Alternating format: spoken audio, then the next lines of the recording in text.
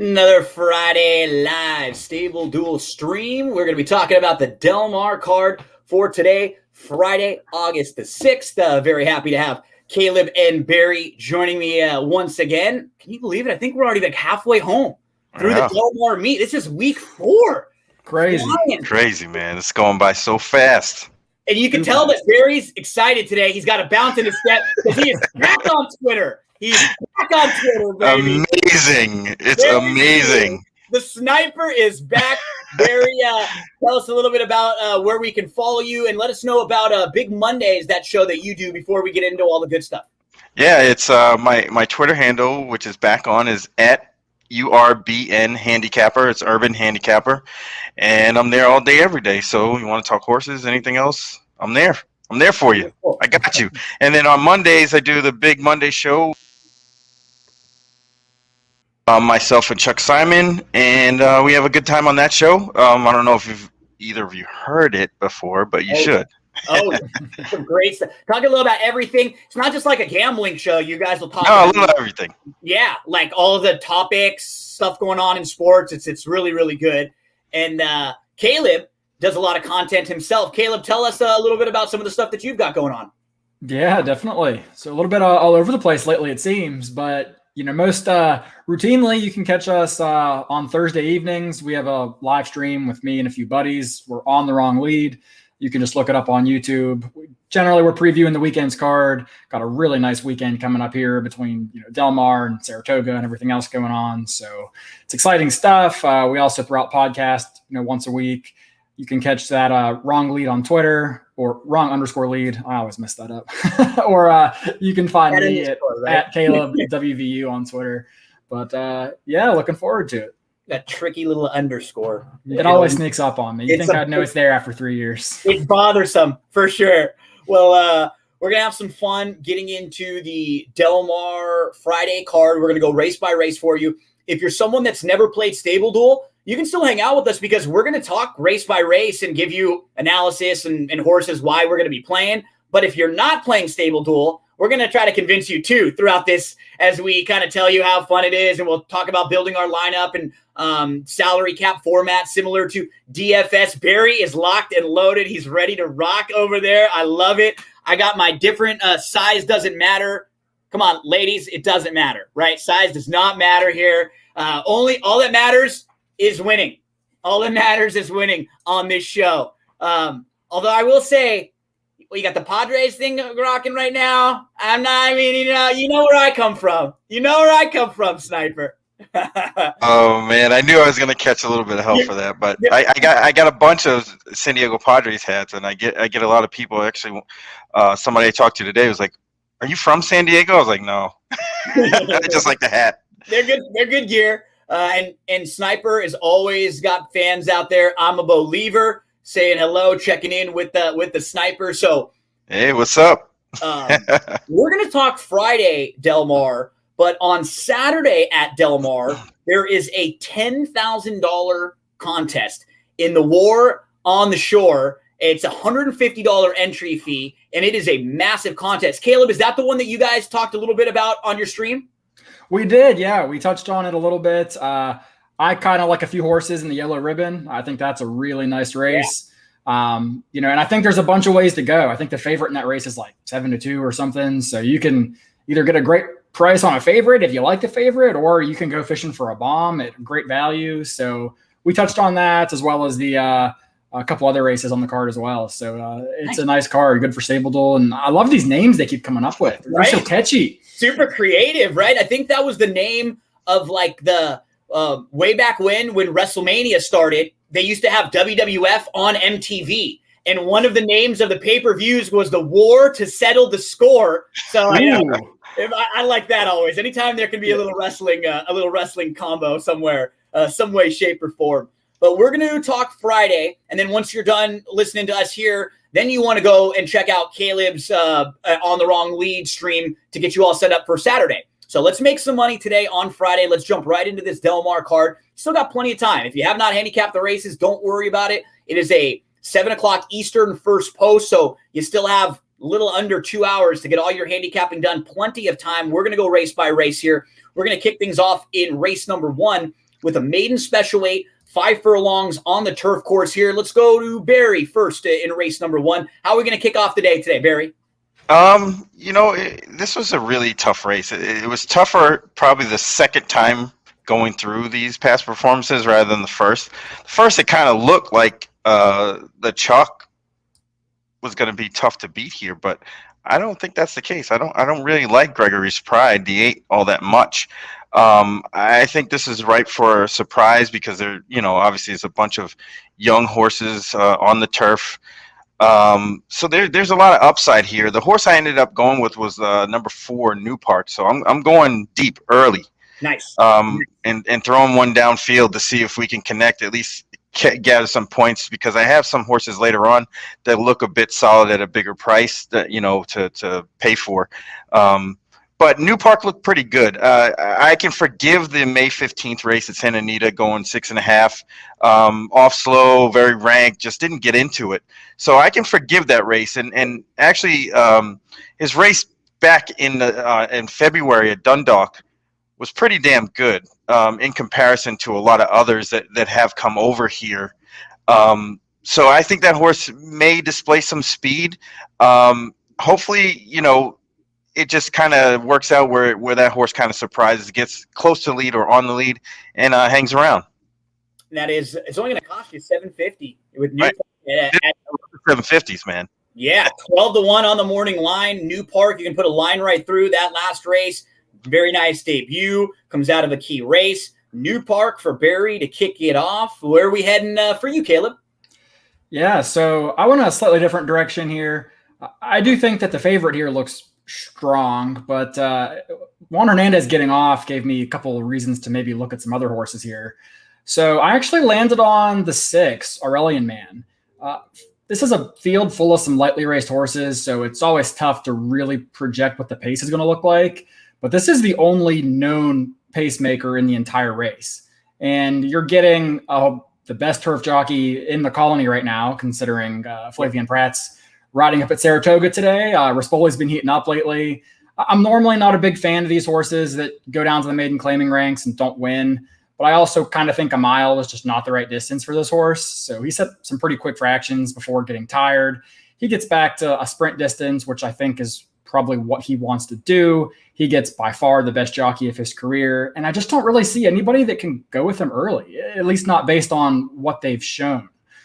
Maybe the 8 gets more involved early. The horse definitely has faced some live runners in his 2 starts, but the D'Amato barn's pretty cold right now, and there's a big layoff to contend with, and 9-5 just didn't feel like the price I wanted on that horse. So I went for Aurelian Man. I don't know that this horse necessarily is the most likely winner, but 6-1 I think is a very strong bet to at least run, second or third, and does have a chance to steal it on the lead. Couple extra pounds on Aurelian Man in the first, because I'm with you, Caleb, for a lot of the reasons that you said. Look at the debut race, going 5.5 on the turf. That was a really good race, sitting just off the pace a little bit. Career start number 2, which is off of like a 5-month layoff, comes back.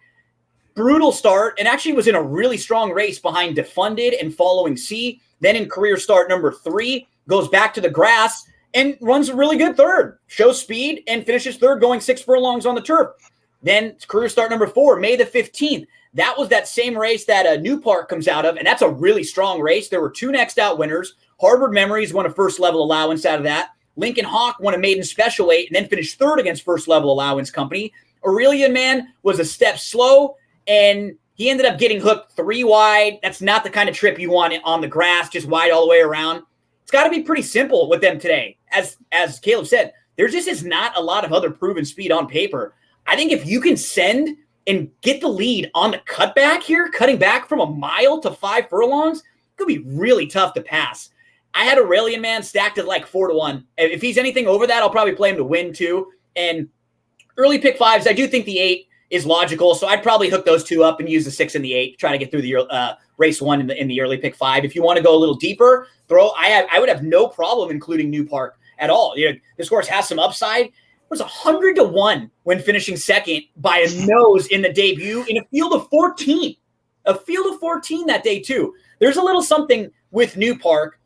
So I would not talk you off, and I would definitely be using New Park at least in unders. Fun way to start. Race number 1, 5.5. on the turf course. Caleb and I will be with the Aurelian Man. Barry's going to shorten up a little bit, but that'll give Barry plenty of opportunities later on in the card to really spend up. As we turn the page to race number 2, we're going to go first level allowance. We've got optional 20 claimers. These are fillies and mares, and these are calibreds. Let's start with you on this one, Caleb. We're going to be 6 furlongs on the main. Who are you looking at in race 2? Yeah, this was kind of a race where I just kind of wanted to hold my nose and maybe just pick one. I very, very reluctantly actually ended up on the chalk here. These are horses that I normally do not like from a pick 5 standpoint. This horse loves to burn money and finish second.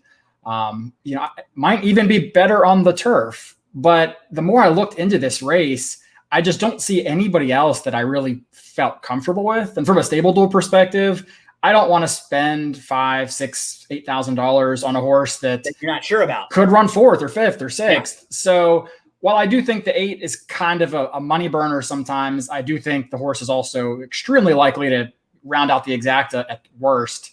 I think these outside posts have been doing really good going these sprint distances at Del Mar. So you really do want to have that outside draw. If the one had a different post, I'd probably look towards Lil Grayson. But Rispoli jumps off. Doug O'Neill's been a little on the cold side, and I don't like that draw. So I ended up on the 8. I wouldn't really blame anyone for taking a flyer here on a different horse, but I couldn't quite get myself to the point where I felt comfortable going any other direction. There's also a scratch in here of the 7, Take the Diamond Lane. Big shout out to Sean. Hey, Sean. He said, so good to see Barry. Said, I mean, you're okay too, Gino. And no love for Caleb whatsoever. I mean, at least I got the I'm okay too. You didn't even give Caleb anything. Not even okay. Not even a sniff for Caleb. But nice to hear from Sean out there. Thanks to everyone. If you want to check in and you want to share one of your thoughts, just post a comment. I'll do my best to try to keep checking out the comments. So if you have a horse that you want to share along with everyone, we'd love to hear from you. I'm going in this one, Barry. I'm going to go to the 3, Truly Fabulous. I think he's going to sit 3rd. She's going to be able to kind of sit 3rd or 4th and just get a pretty nice trip. What I like is that she's just been really good since she got claimed by Jonathan Wong. She's had 4 races, 3 of them are wins. And actually, she's been facing open company. So she moves in today with Calbreds. It's kind of like a lateral move in a spot like this. I don't love anyone else, and I think that she's pretty consistent. And with her running style, she should probably just get a good run for her money and be right there within striking range. I'm going to go to Truly Fabulous. Fabulous in race number 3. Where are you headed, Barry? I took number 5, Another Eddie. I was actually, everything you said about the trip that you want to for Truly Fabulous is what I want for Another Eddie. Yeah, I'm not really enthusiastic about any of these horses, to be honest. I thought Another Eddie has a little bit of upside. Basically winning a 50,000 claimer of this sort before.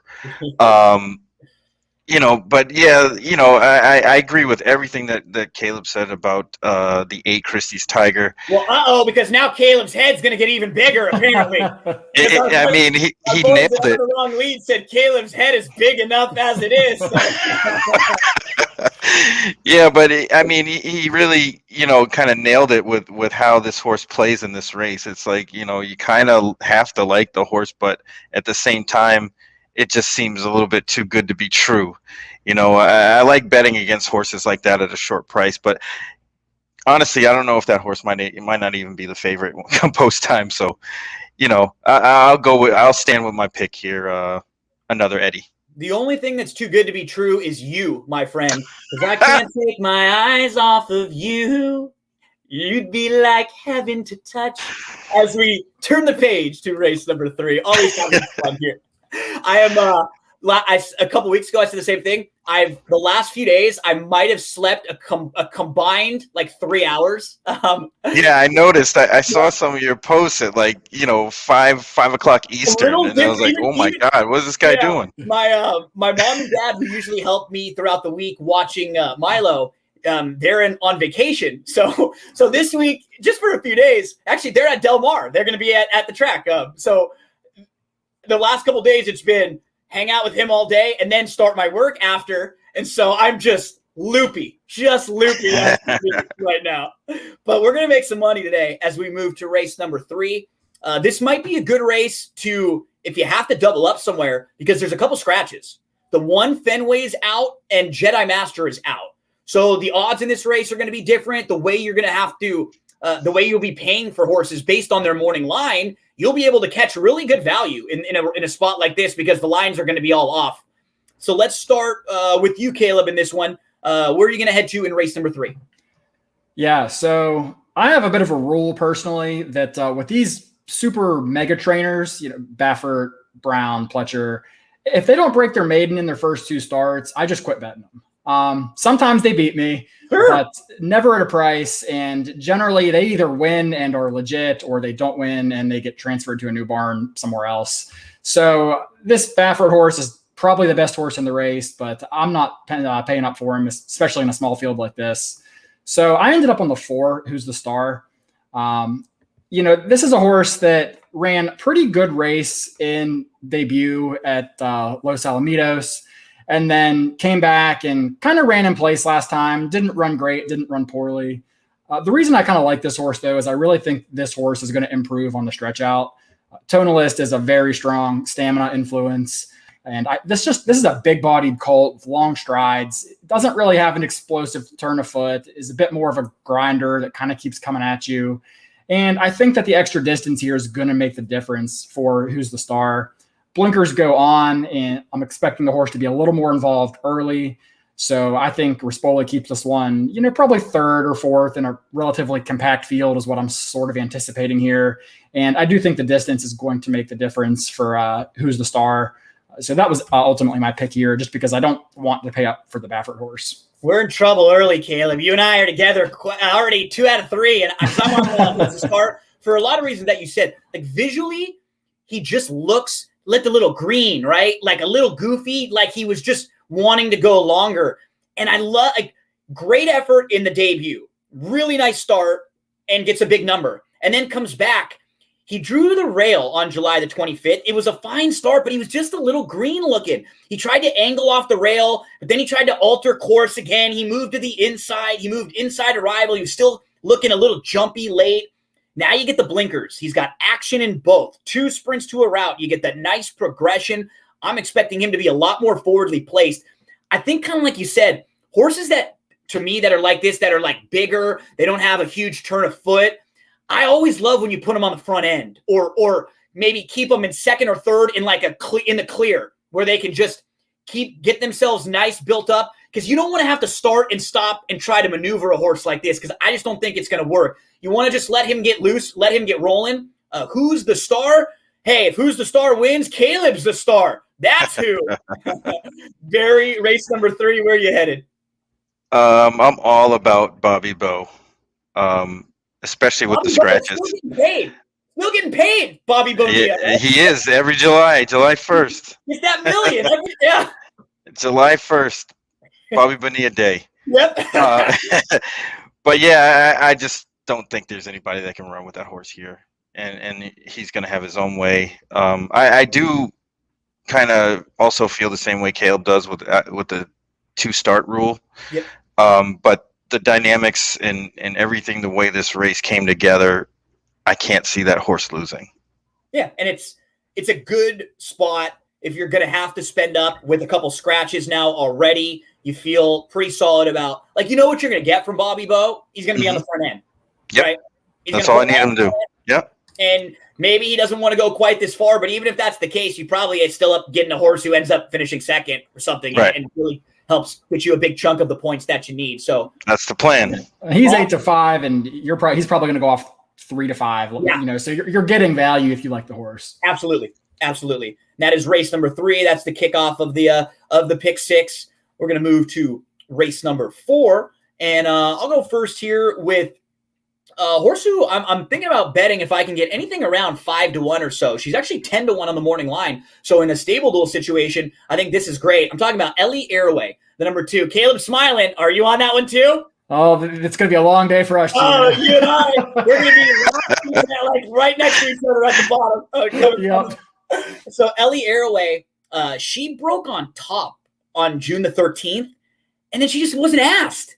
she just kind of sat second. And like I was just mentioning, the sitting second or sitting 2 or 3 wide, that trip that works on the dirt, it just doesn't work on the grass. It never does. And a lot of time you figure, oh, they're sitting great. They're just second or third, just right off. But no, when you're wide like that, usually it just is not going to be beneficial. And Ellie Arroway was not asked, sat second, didn't clear over. That was her first try in 5 months. Now she gets the inside draw. She's going to go second off the bench. You got to look around and think, yeah, maybe there's 1 or 2 horses towards the outside that can push her a little, but she's drawn well. If she breaks, Caleb, I think they got to try to get right to the front.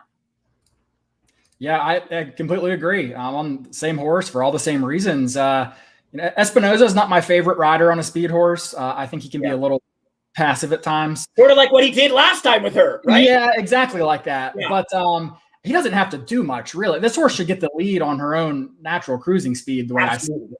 I mean, the 10's the only horse I thought might try to go, but I'm not really sure how quick she is out of some of those Turf Paradise races and with the wide draw. I mean, Ellie Arroway has every opportunity to secure the lead if she wants it. So I'm with you. I think Ellie Arroway is an outstanding play at 10-1, and I'll be having some money through her as well for sure. Barry, race number 4, where are you headed? I am not on Ellie Arroway. Okay. Here we go. Okay. I went to Sugary, number 8. Nice. I just think this horse is ready to kind of give a really good effort. I don't think this horse really wants to run on dirt. Ran pretty good last time at Los Al, and this is the spot it looks like they were looking for. The horse has previously ran pretty good at Del Mar, has 3 wins there, and likes this distance too. You know, I was just, in my head thinking that, like a horse like the 7, possibly the 4, maybe even the 9 wants to go out and try to force the issue a little bit, which would kind of put this horse in kind of like the second flight and in a position to kind of get first run. And that's usually the winning move here at Del Mar because the stretch isn't really all that long on the turf. So if they get out into the lead, they can usually hold off a couple of horses. You don't usually get any kind of craziness unless the race just completely falls apart and, a couple of horses from way back kind of pass everybody. But that doesn't happen very often. Usually the horse that gets first run usually is right there at the finish. So that's what I'm hoping for. Try to get that trip with Sugary at a decent price. This is one that I'm definitely going to bet flat anyway. Sugary for Barry. Caleb and I will go to Ellie Arroway in race number 4. So that concludes the first half of the card as we move to race number 5. So I'll get a little creative for you here. The number 10, Scat Attack. So this is a first-time starter. She's a 2-year-old daughter of Stanford, and she's trained by Molly Pearson. Her dam, Miss Scatalicious, was 2 for 2. She actually won her debut in a maiden special weight at Del Mar for Molly Pearson at 42-1. It was on the synthetic, but then in her second start, she went up to Santa Rosa and won a $50,000 stakes race on the dirt. So I know she had no problem with the dirt. What I like is that she's only had 1 sib to race so far. And that one is named Scatapulp. She was second in her debut against Calbred maiden special weights. She actually lost to a horse named Lippy, who won a stakes race next out. And then in her second start, she won. And those races were also for Molly Pearson. So Pearson trained the dam of this one, who won first time out at a huge price. Pearson trained the direct sibling to this one, who was second to a stakes winner, and then came back in the second start and won. So this family has shown precocity. I know that Molly Pearson is a very capable barn first time out. You look and you'll see, for the last 15, but when you dig a little deeper and you look at like the last 5 years, which the formulator stats have in DRF, you get like a 10% trainer with first time starters, someone who's 6 for the last 63 and very capable. So I think a barn that's capable, a tab that's fine, a pedigree that I think is a little bit sneaky, and a big price. Give me Scat Attack here on the outside. The number 10 I'll be playing a little bit to win. Barry, where are you going to head in this 5th? You're awfully brave taking that horse. Right? I have to say that. Yeah. You're brave. You gotta think outside the box, and I'm with you here a little bit. I didn't like the horses that are probably going to get bet, which would probably be the 5 and the 8. So I went to the 3, Time to Smile. I think this horse may have a little something in the engine there. The works have been fairly slow and long, which I like. A nice little gate breeze back in June 27th at Golden Gate. Gets in light with the apprentice jockey, and Ed Mosier does pretty good with these kind of horses. So all that combined with a field that I don't really love, I'm going with Time to Smile. Take a swing. We got Calibred maiden specials in this 5th race. Caleb, where are you headed? Yeah, I guess I'm not as creative as you guys in this race, apparently. I thought that the 5 Big Novel was probably the horse to beat. In a stable duel kind of a format, getting crushed in a race can really set you back. And I could see a lot of these horses getting beat by 25 lengths, honestly. So I was afraid. Yeah, I think the 5 was probably the horse here that just makes the most sense. Mr. Big is an excellent sire at getting first out winners. You get 17% debut runners. You get John Sadler, Umberto Rispoli. The horse is coming in with a really respectable series of works, clicking off those 12-second furlongs. I like to see doing it on his own power, coming off of a really nice work at 47-2 last out. So I think this horse is going to have early speed from the gate. And I just don't think there's a whole lot in this field. These are Calbreds, which have a bit of a tendency to be a bomb factory sometimes. Absolutely. So I definitely don't blame anyone for taking a stab, especially if you're playing horizontal wagers or something else and maybe you want to spread here. But from a stable duel perspective, I'm probably going to go with the thing I think is the safe bet here with Big Novel in the 5. Yep. Yeah. This is a brutal race for the 5th race. For that race that's in the middle, that's like the start of the late pick 4, the end of the early pick 5, the end of the early pick 4. This is the one that you got to be right about, and this is the one that it's really difficult to have like a very strong opinion about anyone in this field. So a couple different approaches from the 3 of us in race number 5. As we turn the page to race number 6. This will start your late pick 3. We've got $32,000 non-2 claimers. They're going to go a mile on the turf course. We do have a couple scratches in here also.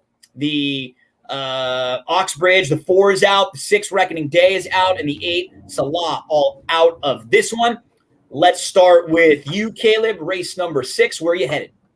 Yeah, so I ended up on a bit of a medium price here. The number 2 Absolute Unit. So there wasn't really a single horse I loved in this race because I'm not a big fan of 1 for 15 or 1 for 20 types of horses. But when the whole field is basically 1 for 15, you got to kind of take your shot. With that being said, this horse is getting some pretty big class relief here and does have a little bit of dirty form. I think that this is a horse that wants to run a mile on turf is kind of what I think this horse wants to do. You got a dirt rate last time out. I don't think that dirt race is really, I don't think this is a dirt horse. No. And then, 2 back, this horse really didn't run that bad against much better opponents, going an optional claiming 50. A bad first few furlongs too. We're in trouble because I'm on an absolute unit, but I'll probably use a couple in here. But the first the first 3 furlongs, grabbed a hold, was in tight, then had to move to the outside, ended up in the 2 path, losing a little bit of ground, and that was against better, like you said. So you don't have the easiest start, and that's against a better group. Then you race on the dirt, but who cares? Because that's not relevant to this race whatsoever. So you're right. A little hidden, a little muddied up. I wouldn't be shocked if this horse actually gets a ton of money with the scratches now. And so this could be a really good stable duel type horse to use. Yeah, I mean, I agree with everything you said. And it just – a horse like Commanding Chief that was an 0 for 13 maiden and, finally gets a win is not a horse I want to bet back at 5-2. So, I mean, to me, like Absolute Unit was, one of the couple of horses I thought you could use here, but probably my best play. Barry, where are we headed in the 6th? I actually also like Absolute Unit, but he wasn't my top pick. I was going to use Absolute Unit and the 11, Hammering Lemon. I think this horse actually, kind of like Caleb was talking about Absolute Unit. This is a horse that looks like he wants to run a mile on the turf. Mhm. And for whatever reason, and what I'm thinking is just some races just didn't fill, and they needed to get a race into this horse because he hasn't run. Well, he ran May 28th and didn't run again until the 5th, and then which was kind of out of sorts at 6, and then on the dirt, July 24th at Del Mar. So getting that run around the track, this horse has a win already at Del Mar, a win in a second. I think this horse likes the track. I don't know. This is a really tough race. I mean, I couldn't concede it to the chalk because all the scratches, things like that. Commanding Chief is going to be way back, and I just don't want any part of a horse like that in a race like this. So I'm going to use both the 11 and the 2. Absolute unit. 3 is a crowd here in race number 6 at Del Mar. We're going to move to the start of the late daily double, and we're going to go to the grade 2 Sorrento. 6 furlongs on the main track. We do have a couple scratches in this one. It's simple, and at the spa are out. We will start with you here, Barry, in the grade 2 Sorrento. Who are you looking at? Well, I'm going to be a chalk eating weasel here because I don't see anyone better than the 2 Smash Ticket. Just faster on numbers, faster all the way around, just picking the fastest horse in this race. And, I think it's, 9,200 for this horse? Yeah. And I'll just take that and go on with it. I mean, he's just, she's just faster than everybody else. Caleb, we've got these nice 2-year-old fillies trying graded stakes company. All of them, one of them has graded stakes experience. That she's got attitude coming in from Churchill. Where are you going to land in the Sorrento? Yeah, I'm going to have to ask Barry to save some chalk for me too. But I can't get away from the chalk. I thought that I was a little disappointed by the scratches here because I actually thought both of those horses were really interesting in this race. But with the race turning out the way it did, I mean, it really looked, to me, it looks like a 2-horse race between the 2 and the 9. I guess some people could make an argument for the Baffert, but I wasn't particularly impressed with her debut. So to me, I give the edge to the 2-horse here, just a little more proven. That debut at Lone Star, people made discount, but that was actually a really strong field. Wicked Halo came out of that race to really want to run a nice race in the debutante in Kentucky. I can't remember if it was Churchill or Ellis, but ran a really nice race to Behave Virginia, who's one of the top 2-year-old fillies in the country right now. Set a wicked pace and then just kind of got tired late. She's coming back in the Saratoga Stakes this weekend for 2-year-olds. So I think that Smash Ticket is definitely the horse to beat. I mean, there is some pace pressure in here, but she doesn't need the lead. So I think that she's just head and shoulders above these field. The 9's the only horse I think could maybe beat her. I mean, if I can get $8 out of a 2-9 exacta, I'll probably slam it. Yeah. Was the race yesterday that at the spa won more than this? I think the CTBA, was it yesterday? Was it more, the purse bigger than this one? No, I think it was just a Calbred race. So I think it was just probably a softer, like a more logical spot for that one to be like very, very likely. Yeah. Yeah, because I thought about that, if she was the good, she'd probably be in this one instead of that one. Yeah. Just something to consider. Yeah, no, you're right. That's always a good thing to keep an eye on.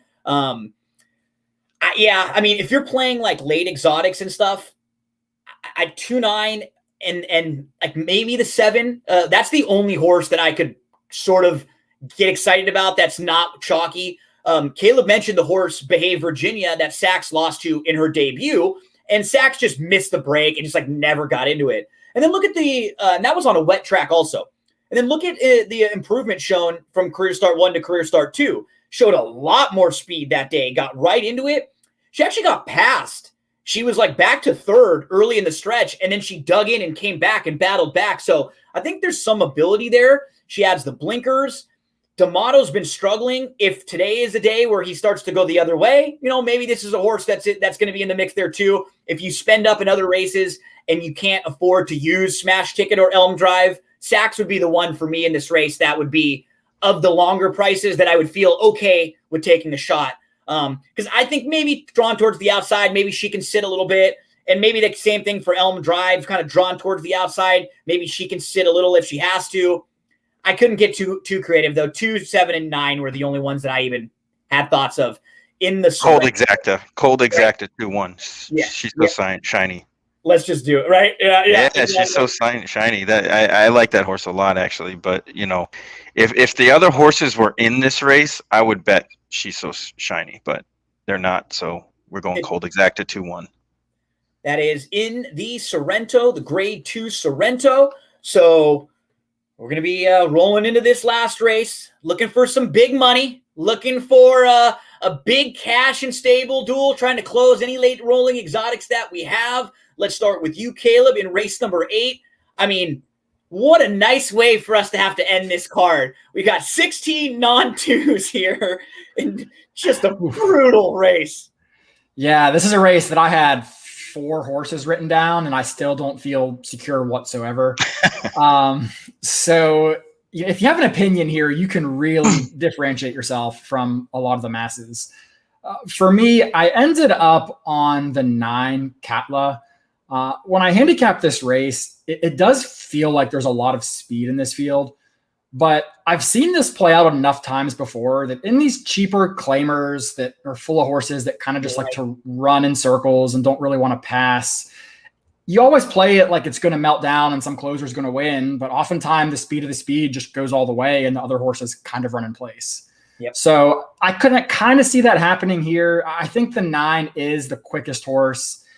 Pfeiffer is a bit of a one-trick pony, but she's very good at what she does when she gets on the lead and she goes. So I think that she's going to secure the lead with Katla here. This horse has been working out very well in the mornings. I think she's kind of stepped forward out of that maiden score. I mean, toss the turf effort. Carla Gaines has 2 in here, which are both interesting to me, that she keeps trying both on turf, and I don't understand it because I don't think they're turf horses. But nevertheless, back on the right surface, probably gets the lead here. And, to me is probably the likeliest winner, but not one that I would put a ton of money behind. Yeah, I had such a difficult time with this race, the one that ended. Sugar Kisses, maybe like just by default, just sitting like a sort of nice trip from out there. I agree with you. This does not seem like she wants the grass at all. And her dirt races aren't bad. She's sort of lightly raced in this field too. So at least compared to some, she hasn't been beaten over and over and over again. If you want to make a case for the 2 Lady Prado, I wouldn't talk you off there. That's probably another pace factor stretching out with Maldonado. So, they'll be close to the lead. Zara was 0 for 26, but she did just beat Open Maiden Special Weights at Pleasanton. So, did she figure things out? Was that a better group that she beat last time than she faces today? Probably. But do you want to trust her putting 2 races together after being 0 for 26 before? I don't know. It is a difficult race, Barry. Where are you going to end? Actually, my best opinion is in this race, and it's number two, Lady Prado. Nice. Lady Prado. Yeah, I think, if you look at all the statistics and everything, if Bob Hess is ever going to win a race, it's going to be this one. He's doing everything that he's good at. Second off the layoff, sprint the route, 30 to 60 days. It just everything falls in line. This is, and the horse just hasn't run badly at all.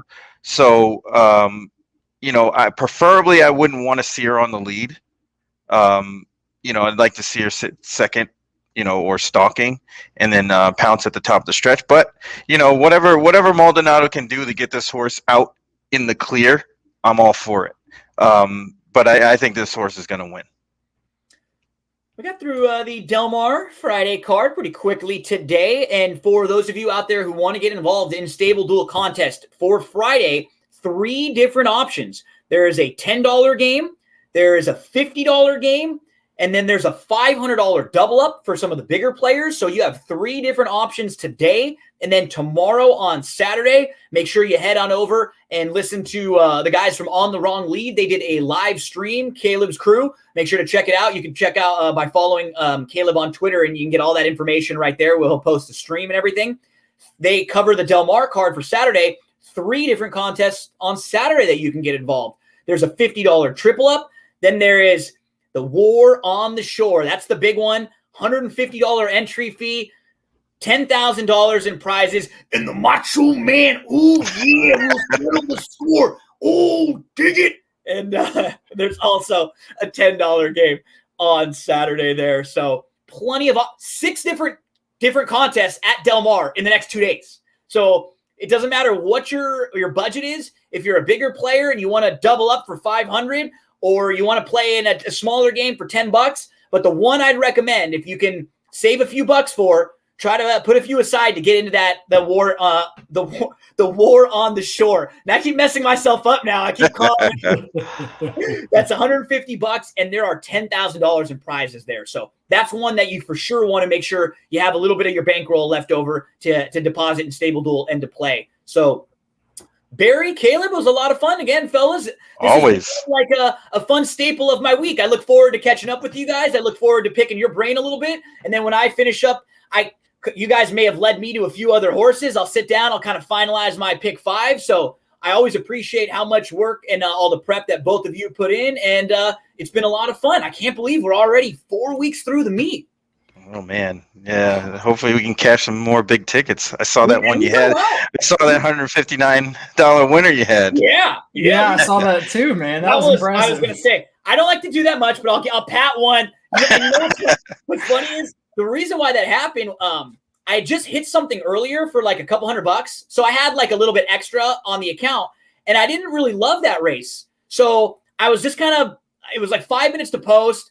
I was like, oh, you know what? I'll play a little something. And I saw I handicapped real quick. I threw the horse's replay on, and I looked and said, this horse shouldn't be 40-1. When it was 40-1 when I bet, and went off at 80-1, 78-1. I was like, normally it goes the other way, right? It's 40-1 and then goes off at like 12 or something, and you're sitting there going, what happened? But yeah, that was a nice one. I got some ammo to play around with this weekend. So nice to be on the other side of that odd swing for once. Yeah.